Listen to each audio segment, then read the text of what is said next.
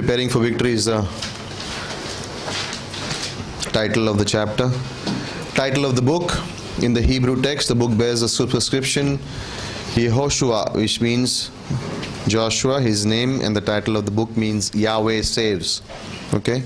Or Yahweh is salvation. The title therefore suitably describes what God used Joshua to do, as recorded in this book, namely to save his people by conquering Canaan and appropriating the land to Israel as the promised homeland. It's on this page, okay, first page. That's the outline, okay. So, where is it placed in the canon? Means where is it placed in the Bible? In the English Old Testament, Joshua appears as the first of the 12 historical books. This follows in the Septuagint, which is a Greek translation of the Old Testament, in which the books are grouped into Pentateuch, historical, poetry, and prophecy. Okay, in Hebrew canon of scripture, the books are identical, but the grouping is different. They are divided into law, prophet, and the writings. There are three major groupings in the Hebrew Bible. Okay, in the Hebrew Old Testament, it was not Pentateuch, historical books, poetical books, major prophets, minor prophets. It's law, writings, and that's what it mentions there. Okay, law, prophet, and writings. The book of Joshua in this case heads the second division. In the Old Testament, the prophets. So in the Hebrew canon of scriptures, Joshua does not begin the historical books, it's the beginning of the prophets. So there are 5 subdivisions in the English Bible, Old Testament. There are 3 in the Hebrew. And so in the Hebrew, when you see, the book of Joshua begins not historical books but the prophets. Okay, so the latter prophets, Isaiah, Malachi, without Lamentations, and Daniel.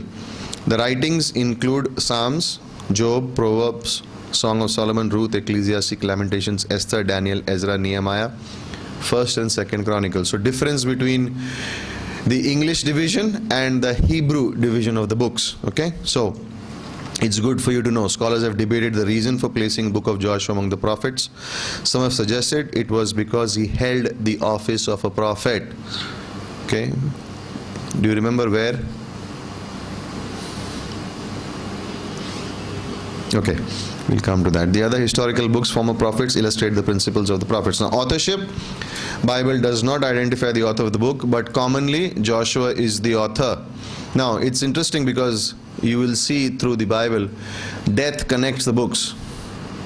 Moses died, Joshua started. Joshua died, Judges. Someone died, Saul died, David. Solomon died. You'll see those things happening. The books are connected. So, last part of Deuteronomy, of course, is written by Joshua. But the last part of Joshua, who's it written by? Because it records Joshua's death. The idea is it's Eliezer who has written those parts of scripture. Now, in this portion where you see here, they are giving you different options of who it could be. And this is because this outline, this part is taken from Walwood Zook. It's Dallas Theological Seminary. So they have picked up the nearest, closest one to give the most accurate one. But for us, we know very clearly the book of Joshua was written by Joshua himself. Okay, so the options are: eyewitness wrote many parts of the book. Okay, so spies, crossing of Jordan, capture of Jericho, battle of Ai. Okay, early authorship requires internal evidence. So you can go through that. Joshua has written parts of the book, because when you read those two scriptures, Joshua 8:32 and Joshua 24:26, it's very clear that he has written the book. Okay, now some historically, theologically, differently people have these ideas, but that's okay. But it's very clear to us, its authorship is generally, most people believe it's Joshua himself. Okay, other parts of the book written after Joshua's death record his death, Caleb's conquest of Hebron, and different things. Okay, so date, since eyewitnesses wrote much of the book, the date is closely related to the date of events. Disagreement on scholars of conquest of Canaan, but some place the conquest in the 15th century. Okay, so basically it is 1406 to 1407 BC. That's when the book of Joshua was written. So you will find it different dates mentioned there. Okay, so how do you decide when the book of Joshua was written? Okay, it's right there. Key verses in deciding the issue are found in 1 Kings chapter 6 verse 1. Very interesting. To decide who wrote Joshua, you have to read the book of Kings. Now turn to 1 Kings chapter 6 verse 1 and read out what's written there.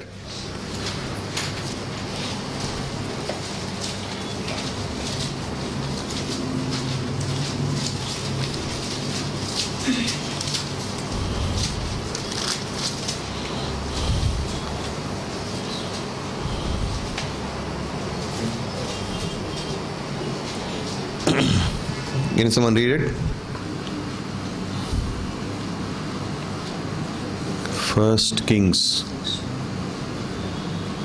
And it came to pass in the 418th year after the children of Israel had come out of the land of Egypt, in the 4th year of Solomon's reign over Israel, in the month of Ziv, which is second month, and he began to build the house of the Lord. Right? So after 418 years after the children of Israel had come out of Egypt, it points straight to when the book of Joshua is written. So that's how you use it. You see how the Bible correlates? You don't find the date around that time, but in 1 Kings. Now read Judges chapter 11 in 26. It says, when Israel dwelt in Heshbon and its villages, in Aor, in its villages, and in all the cities amongst the bank of Arnon for 300 years, why did you not recover them within the time?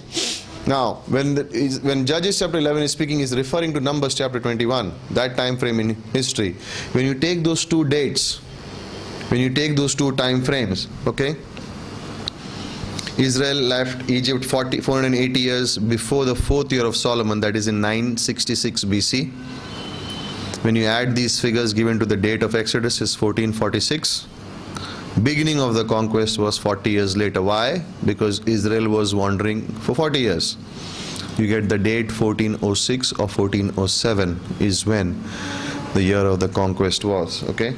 Evidence from Judges 11:26 confirms this.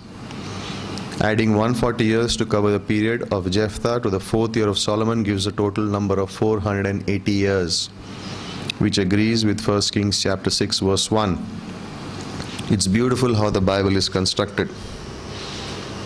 Accuracy of dates, accuracy of time frame. How do you get it? The Bible answers itself. Okay, so when you want to know when it was written, when did these events happen, there are dates, there are places, things, events mentioned which point to where, how, when the Bible was written. So it's not confusing. The Bible answers itself. Bible is its own authority. It tells you. Okay, so what's the purpose? The purpose of the book of Joshua is to give an official account of the historical fulfillment of the Lord's promise to the patriarchs to give Israel the land of Canaan by holy war. Now, think about this. If Israel, when they came out of Egypt, had believed God, would God have given them the land? They sent out the spies, correct? The spies came back with a report. 2 came back with a positive report, 10 came back with a negative report. Was it God's plan that they had to fight to get the land? No.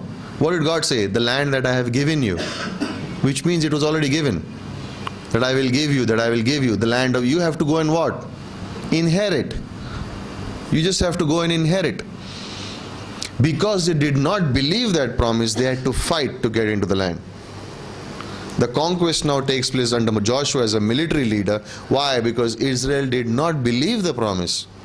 2 people did believe it. Joshua and Caleb did believe it. Others did not. And the whole congregation got behind the tent and said, we won't go in. And God said, enough is enough. He says, 10 times I have been silent. Now you will wander. Now you will go out. Now you will be out for 40 years. And every generation, everyone above the age of 20 will die. If you calculate the number of Israelites, there were about 2,500 of them dying every day for 40 years in the wandering. We can sit back and think, oh, they wandered for 40 years. But do you know what the reality was? There were people dying every day because they had not believed in the promise of God. That was the reality.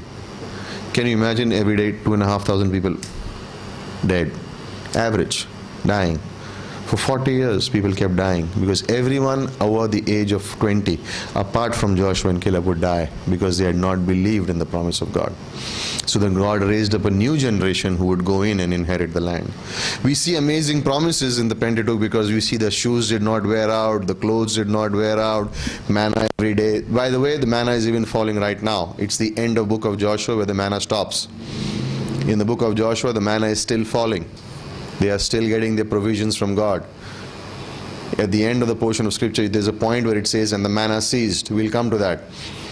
Which means even in these moments, the new generation is watching and experiencing the provision of God every day. What did we say? What were the prophets trying to tell Israel? Your daily walk with God. Your daily intimacy with God. What was manna?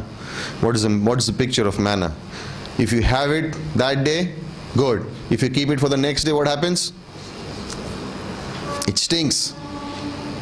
Same way with our scriptures. You need something fresh every day. You can't live on what you heard 5 years ago, 1 month ago. I heard a good message last month, and for the whole next month I'm thinking about that message only. And I don't read the scriptures. No. God is giving you something fresh every day. And that's the basic idea. God will teach them that. Okay, now. The conquest of Canaan under Joshua's leadership was based on the Abrahamic covenant. God, having dealt with all nations, made Abraham the center of his purpose and determined to reach the lost world through Abraham's seed. That's the purpose of the book. The Lord made a contract or covenant with Abraham, promising him unconditionally to give land.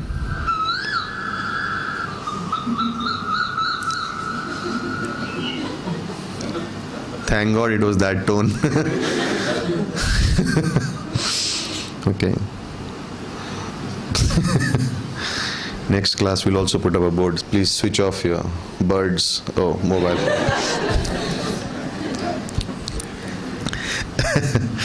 So soon thereafter, God said he was giving the land to Israel forever.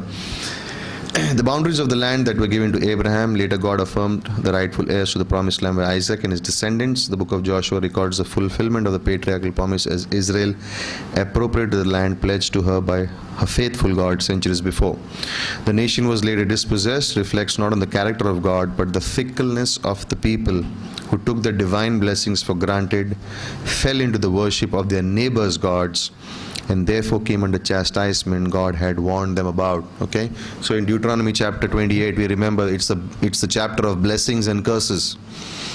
If you follow God, there is a blessing. There is an obedience to God, there is a blessing. If you disobey God, there is a curse, that is punishment that will come from God. And in spite of writing all those things, you will see through the history of Israel that Israel kept going back. They kept falling into sin, kept going back and worshipping idols, kept doing those things. It's only when it comes to this portion of scripture here where Israel finally begins to stop falling into idolatry. They don't do of that kind of a thing now. But it's around that time, Ezra Nehemiah's time, when they finally stopped idolatry. Otherwise, Israel kept falling into idolatry again and again and again. And that's why those last books, Ezra and Nehemiah, when we'll teach them, they're very key on the return of Israel. What happened? What was going on? It was the Bible that came again and again. Ezra was teaching the scriptures 6 hours every day. Sun, rain, whatever would happen, they would be teaching 6 hours every day. He would teach them the whole Bible again. And people it said the people cried. The older generation would cry because they got the word back. They were so excited that the Bible came back to them, because when they were captive, they didn't have it. And when they came back into the land, the first thing that Ezra started teaching them was the Bible. It was the Bible, the Bible, the Bible. 6 hours, 6 hours, 6 hours. Paul would do that in the New Testament, where he would go 6 to 8 hours every day under the hot sun. He would just teach the scriptures for a year and a half. You will see that in the books in the New Testament. Why was the nations, why were those groups of people so strong? Is because they were strong in the word. You will see that with Joshua also. You will see him every day. You will see in parts of the verses. He gets up and he's with God. He gets up. Why was he so successful? He would get up early morning and he was with God. If you cannot get up early morning and be with God, you can't be successful. No way. It won't happen. If you cannot get up early in the morning to be with God alone, you won't be successful, point blank. Guaranteed. If you cannot get time with God alone, you will never be successful. As simple as that. That's the basic, simple criteria for every Christian. You need to be with God alone. It's not legalism, it's true. If you can't be with God alone, don't expect success. It's not going to come. Where was the time when Joshua failed? Ai, remember? They failed at Ai. You know why? You see in the scriptures, you will see he did not ask God there. That was the only time he does not go to God, because he thought, small, I'll defeat them. Jericho we took. Ai was the smallest, most weakest enemy in the land. Jericho was probably the strongest. They beat Jericho, and then when the weakest one came, they lost to them. Why? Not because of military strategy. Because Joshua did not ask God, how do I go after them? They lost it there. How can you lose to someone so small and win against such a big one? Well, that's the answer. You're in touch with God. God tells you what to do. You're not in touch. You can try whatever you want, thinking, and it's basically trying to say, don't depend on yourself. Natural self, your own confidence, your talent, they don't work with God. God won't allow those things to take like a dominance or preeminence in your life. You think you can, with those things, you can attain victory in your life spiritually. It's not going to happen. It's not going to happen. It's only with God those things are possible. And we understand that. And that's why when we see these Old Testament books, when we realize, sometimes people will not want to study these books. Oh, history, I know. Well, you don't know. That's why Paul wrote Romans 15:4 and 1 Corinthians 10:11, that they are written for our comfort. They are written for our hope. They are written for our instruction. In these books, you will find principles applicable in the New Testament very clearly, which are even there for us today. And that's why we see that these are the reasons why God has put them there. The blessings and the curses. Deuteronomy 28. You go through those chapters today, they still make sense. Maybe culturally we are not in that place, historically we are not in that place, but the commands remain the same. People may have changed, but God has not changed. He's remained the same. His commands remain the same. He did not say in Old Testament, you cannot worship idols. He's not saying in the New Testament you can. In the Old Testament he says, I the Lord am the one, and there is no other. It's the same thing today. He is one, there is no other. It's the same. God remains the same. People may change, times may change, but God and His Word remains the same. That it is from everlasting to everlasting, right? So, Paul taught the events of the Exodus and the conquest are meaningful for the last paragraph. For Christians in that event possesses significance as types. The Greek form of the name Joshua means Yahweh saves or Yahweh salvations is Jesus. Okay? As Joshua led Israel to victory over her enemies into possession of the promised land, as he interceded for the nation after it had sinned and been defeated, so does Jesus. Okay? Has Jesus led us over victory? Has Christ given us victory over the enemy? Has Christ defeated the devil? Yes. Has Christ won the victory over flesh? Yes. Has Christ won the victory over the world system? Yes. And He intercedes for us, Romans chapter 8. Yes, when we do not know what to pray for, the Spirit intercedes for us with groanings that we cannot be understood. Romans chapter 8 verse 14. What is Christ doing in heaven? Hebrews chapter 7, interceding for us. Interceding for us. That's His ministry today. Okay? Because when we sin, who do we have as an advocate today with us? Christ Jesus as our advocate. So you can't lose your case. That's why we talk so much about the finished work. It's over. Christ has won. We live from the victorious point. Okay? We are not looking for victory. We have already won. You need to think like a winner. You have already won. Then how will you live? You're not trying to win. You're already won. In the Old Testament, Joshua and the people had to fight to get the land. We are already in the promised land. We are already seated in heavenly places in Christ Jesus. Already. We are already there. Spiritually speaking, the victory is already ours. So we live as victorious Christians, not as defeated Christians. We cannot be defeated because Christ has won the battle for us already. We are what? More than conquerors in Christ Jesus, not on your own. You are more than conquerors in Christ Jesus. That's what the Bible says, Romans chapter 8, right? You are more than conquerors in Christ Jesus. You've already won. That's the beauty of the finished work message, which means you don't have to strive, you don't have to work, you don't have to wait on those things for that to happen. It's already over. John 19:30, it is finished. The work is over. Now you take the inheritance, you walk in it and take it. Ephesians, the book, that's what the whole book of Ephesians is. You are seated in heavenly places, you are adopted, you are spiritually the sons of God, the inheritance belongs to you, you are predestined, you are chosen, you are adopted. What is all that? It's already happened. It's already happened. All spiritual blessings belong to you. You don't have to work for them, they already belong to you. A Christian doesn't have to wait for those things. He doesn't have to fight. That's why my good works account in a way to try to get those things, no use. They're already yours. You already have them. Why will you want to work for something that is already yours? The book of Ephesians. The book of Ephesians parallels the book of Joshua of the Old Testament. It's the same. The inheritance, the rest, the land, the place, the blessing, it's all there. It's all there. Okay? And He brings the people of God into the promised rest. Hebrews chapter 4 verses 8 and 9. He intercedes for His own continually. Hebrews chapter 7:25 and Romans 8:34. And He enables them to defeat their enemies in Romans 8:37 and Hebrews 2:14 to 15. Okay. Joshua chapter 1 verses 1 to 9. Okay.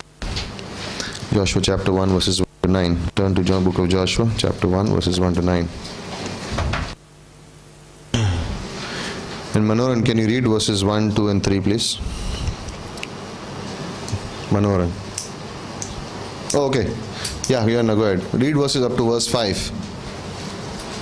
Now after the death of Moses, the servant of the Lord, it came to pass that the Lord spake unto Joshua the son of Nun, Moses' minister, saying, Moses my servant is dead, now therefore arise, go over this Jordan, thou and all this people, unto the land which I will give to them, even to the children of Israel. Every place that the sole of your foot shall tread upon, that have I given unto you, as I said unto Moses. From the wilderness at this Lebanon, even unto the great river, the river Euphrates, all the land of the Hittites, and unto the great sea toward the going down of the sun shall be your coast. There shall not any man be able to stand before thee all the days of thy life. As I was with Moses, so I will be with thee. I will not fail thee, nor forsake thee. And these are first few verses in the book of you see how God begins His work with Joshua. He first encourages him. He's not giving him a command. He's first encouraging. Verses 2 to 5 are basically encouragement that God gives to Joshua. Now in verse 1 we see, now after the death of Moses, the servant of the Lord, it came to pass that the Lord spoke to Joshua, the son of Nun, Moses' minister. Okay. Now this is the connecting verse. Moses died, Joshua, it begins. The verse there now should actually be the word and. It's a connecting verse, so it's a continuation after Deuteronomy in a sense. And then comes the word. Okay, so Deuteronomy 34 was actually written by Joshua, and so it continues there in Joshua chapter 1. That's how he begins. Okay, so you will see that these same words God spoke to Moses, Moses spoke to Joshua, and now God is speaking to Joshua. The next few verses we'll see that. Now, what does God tell Joshua in the first verses 2 to 5? He assures Joshua that the plan to conquer Canaan is still there. Just because Moses has died does not mean God's plan has changed. What God planned to do, He will do it. Now Moses has died, but the plan remains the same. And you will see that scripture, God's plan never changes. People come, people go, but the plan of God remains. And so his first words to Joshua is an encouragement. Because think about this, Joshua has served under this man for 40 years. He's lived around him, he's seen him, and he says, wow, people are in awe of Moses, because when Moses would go to the mountain, come down, go into the tabernacle, come out, he did all those miracles and things, people would have been like, wow, Moses. And then suddenly Moses is gone and there is an emptiness. Who's the next guy? And it says Joshua. Moses anointed Joshua in a way and told him in front of the congregation, this is the person that God has chosen. Why was Joshua chosen and not Caleb? I think in Great Lives he gave you 7 points. Remember the handout, 7 points why it was Joshua, not Caleb. Okay, so and God chose Joshua, and Joshua was chosen there. And that's why the first words that God speaks to Joshua, when you see in this word, Moses my servant is dead. I love that portion, because imagine God speaking about his man, Moses my servant. I love it because it's so much personal. Like, this is how God thinks about us. So and so, my servant. We are not the world's servant. We are not someone else's servant. We are God's children. He says, Moses, my servant, is dead. I love the way that God brings about and shows that what was reality about Moses? He was God's servant. What was Moses' identity? He was my servant. He was my servant. Okay? So, secondly, he assures Joshua that he's going to give them the land. See in verse 2. Go over the Jordan and all these people to the land that I will give to them. Assurance, I'm giving it to you. He's encouraging Joshua, right? Because in a sense, Joshua would be thinking, man, Moses is dead now. Will I be able to do this? Will I have the strength? Will I have the way Moses was doing it? Will I be able to do all such things? And God is saying, don't worry about it. I am the one who is giving the land to you. Moses was not going to give it to you. I was giving it to Moses. Moses cannot enter. I'm giving it to you. And you are going to take them in and give them the land. Promise was whose? Mine. Who did I tell that I will give the land to? Abraham. I'm keeping my word. You just walk in. You just walk in by faith. You'll see the third and fourth words of the encouragement that God gives to. He's addressing the entire nation. I will give the land to them. Yes, to you, Joshua, but also to the land, to the whole nation. This land belongs to the nation. Okay? Because when you read those words, to you and all these people, in the Hebrew, it goes from singular to plural. To you and all the people, the language changes from singular to plural. That it means not only you, Joshua, but all the people. And that's the encouragement that, Joshua, I am with you and the nation. I am with these people. And in verse 3, it's a beautiful verse. Every place the sole of your foot shall tread. He didn't say, I will give you. What does it say there? Given already. As I said to who? I had promised him then. I've already given it. Wherever you put your foot, yours. Wherever you put your foot, yours. Now, in verse 2 it says, you understand that when you think about Moses, you think about the law, right? And when you think about Joshua, what is he? We said was a picture of Jesus. The inheritance came through whom? Through Jesus, right? Not the law could not give us the finished work. Christ came and fulfilled the law. Galatians chapter 4 verse 4 and 5. Okay, that's why you need to remember those verses. Galatians 4, 4 and 5. It brings out a point here. It's not by law but by the Lord. The right time Christ came. Now every place that I have given to you, that is faith. You take a step of faith, I have already given it to you. The only thing that can please God is faith, right? Then there is an assurance. Then there is an assurance in the next verse there, where he begins to tell him, in verse 4, he gives them the boundaries of the place, and then in verse 5, no man, right? No man will be able to stand before you, not for a few days, but all the days of your life. No man, right? No man. Which means he goes back again to the, in Greek it goes, Hebrew it goes back into the singular. When you go forward, no man will be able to stand against you. No one will be able to resist you. This is an encouragement. Imagine Joshua hearing these words from God himself after the death of Moses. How reassuring it must have been. As God was with Moses, He's with me also. I don't have to think about it anymore. Is He with me or no? And I'll tell you why. Because when you read Joshua chapter 1, the 2.5 tribes that stayed on this side of the Jordan, you know what they said? I think it's in verse 16 or 17. They said, yes, we will follow you, but we pray only that as God was with Moses, He will be with you. Their prayer was only the same, that the God, how He stayed along with Moses, should be with you. We have no problem following you. We'll see that when we come to verse 16, 17, 18, we'll see what those tribes said. Their only concern was, is God with you as He was with Moses? Yes, He is. We have no problem. We'll follow you wherever you go. And God has to first reassure Joshua of that. And it's like this, right? It's like for us. Like those verses, those God has put in the New Testament, those reassurances. That's why we need the scriptures, because when we are in the scriptures, when we are in the Bible, when we are reading, studying, praying, meditating, then God reveals those promises to us.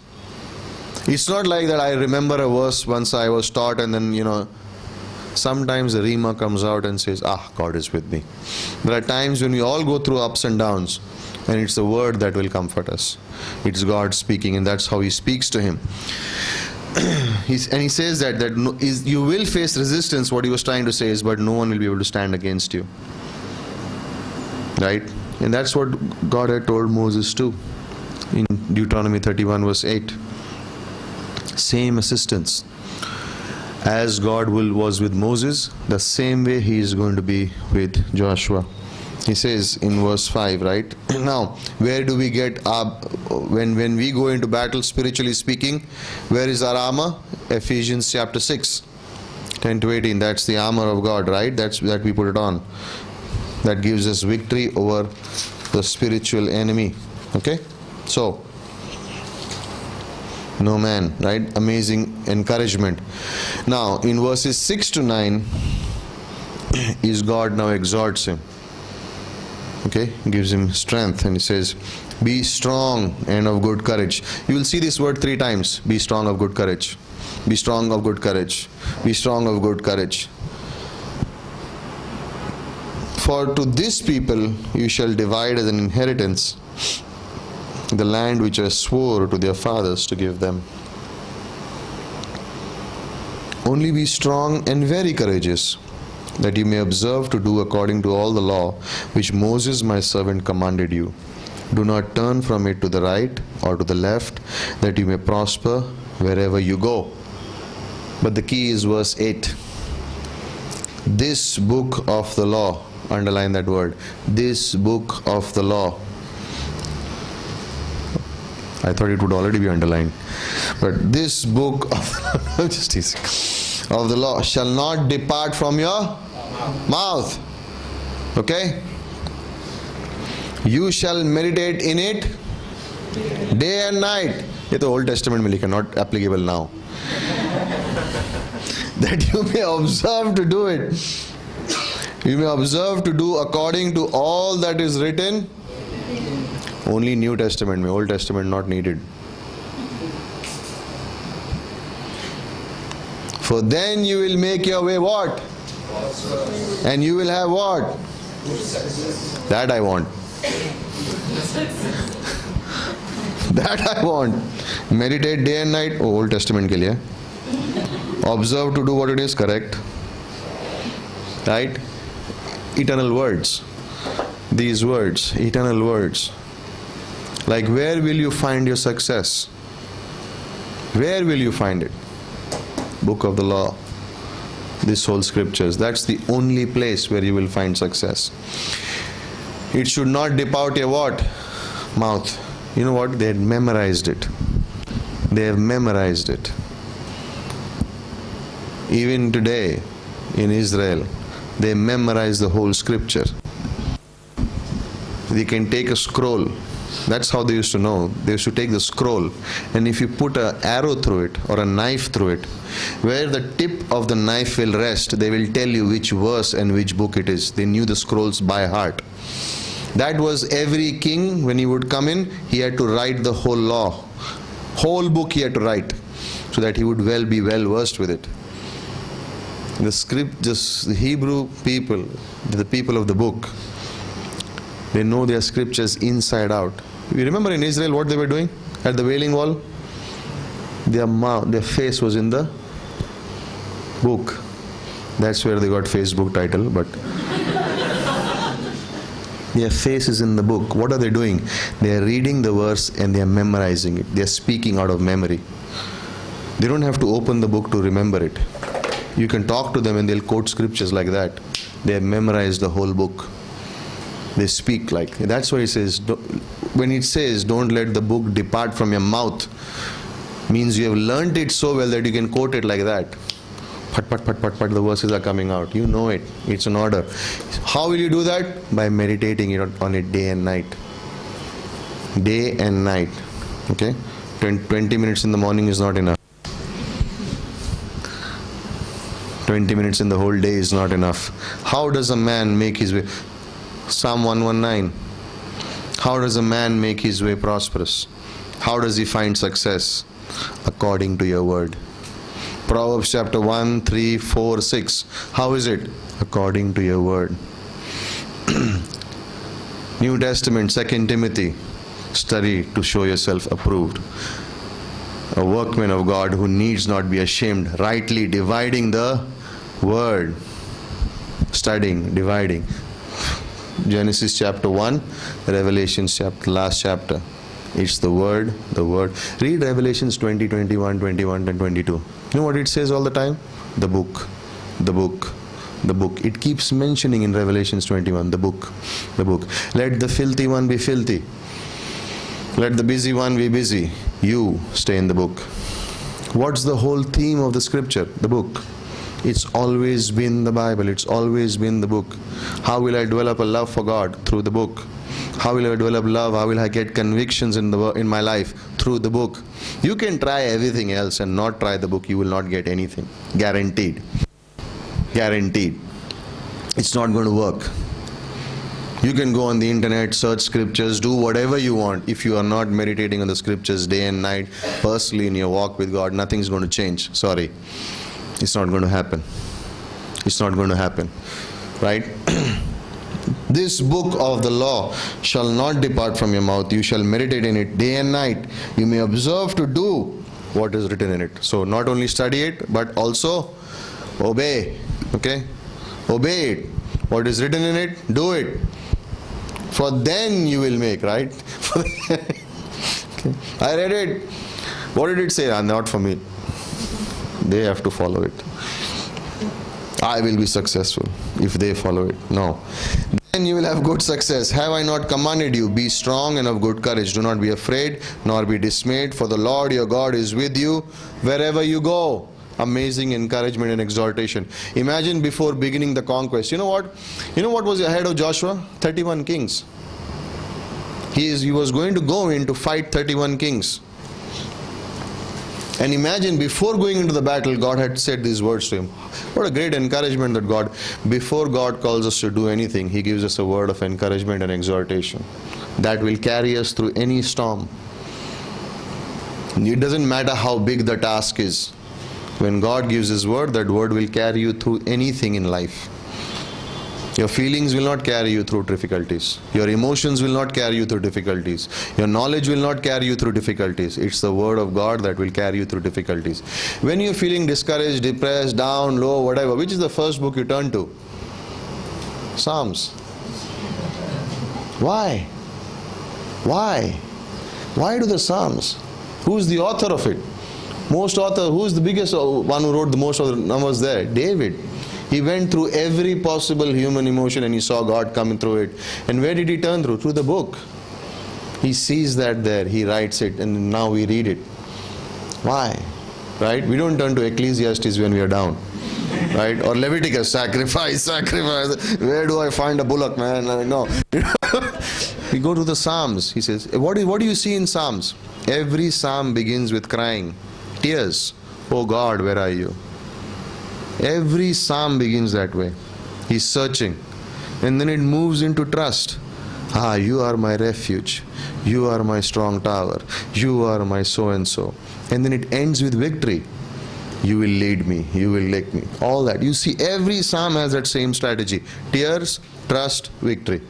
That's how it is. And God has put that there for us. That's why He says here, the same way, when Joshua has been given a big task, what does He give him first? He gives him His word. He gives him the assurance. He says, don't fear. I am with you. Trust me. Wherever, can you imagine this promise? You put your foot, that land belongs to you. You're like, man, I want to jump everywhere. I want to run here, there. Why? This all belongs to me. That's what He's saying, spiritual inheritance. You have all spiritual blessings, Ephesians chapter 1 verse 13. All spiritual blessings are already yours. Wherever you go, they are yours. That's why God says, walk by faith, because all things has been given to you. You do not have. Why you don't have it? You know why? You don't ask. You don't ask. You have money in your bank, if you don't withdraw it, and then you say, I don't have money, what will people say? Bank mein hai na, nikal. Christians live that way. All spiritual blessings are there. Oh, God doesn't love me. God, it's there. Bible, it's there. God has given you. All spiritual blessings belong to you. They are there for you. Walk by faith. Be strong of good courage. I am going with you. As I was with whom? Moses. So I am also with you. Joshua would have said that, as he was with Moses, he is with me. I can do all things. Out of that shadow of that leader, Moses, amazing man, right? What Moses did, you only see Jesus doing more miracles and signs than what Moses did. There is no one who did more. And imagine the next leader, and that's the exhortation that comes. Okay? So, fearless, have no fear, I will give it to you. Then in verses 10 to 15, okay, we'll finish Joshua chapter.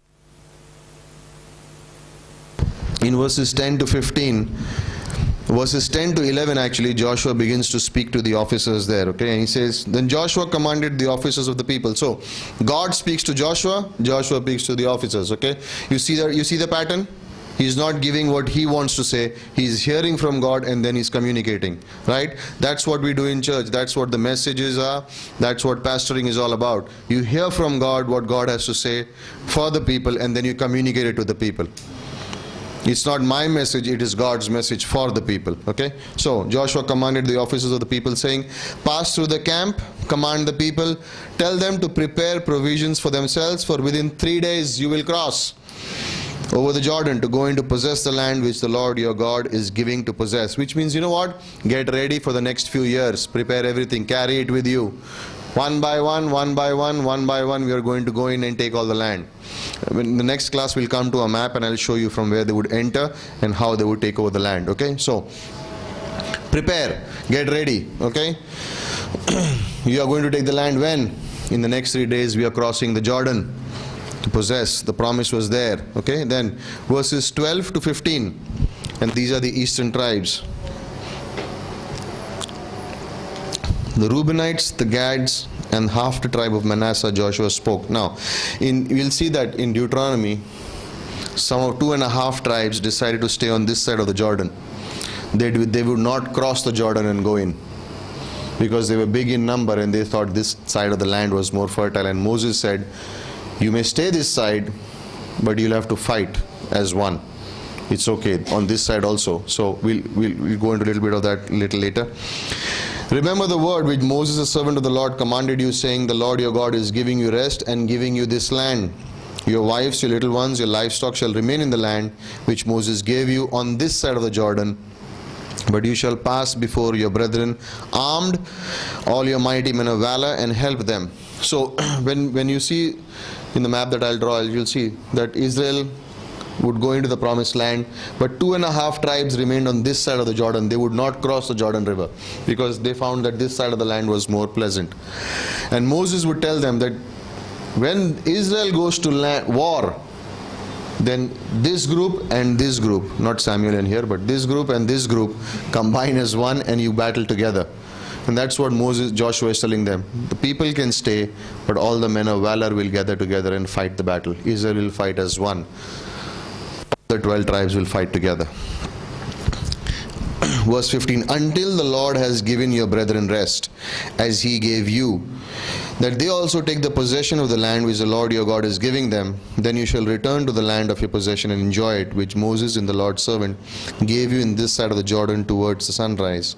So they answered Joshua and saying, all that you command us we will do, wherever you send us we will go.